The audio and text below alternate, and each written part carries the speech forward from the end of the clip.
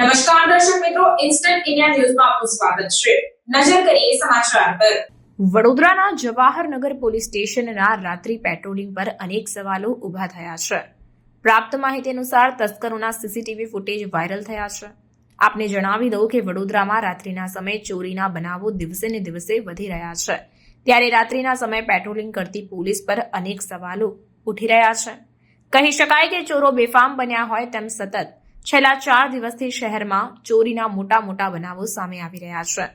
આપણે જણાવી દઉં કે વડોદરાના ઉંડેરા આવાસ ખાતે તારીખ 30ના રોજ સવારના સમયે 4:45 3 જેટલા ચોરો ત્રાટક્યા હતા અને દુકાનના તાળા તોડવાના પ્રયાસો કર્યા હતા. ત્યારે સદનસીબે ચોર ટોળકીનો આ પ્રયાસ નાકામ રહ્યો હતો. પરંતુ આ ઘટનાથી પોલીસ પ્રશાસન સામે અનેક સવાલો ઊભા થઈ રહ્યા છે.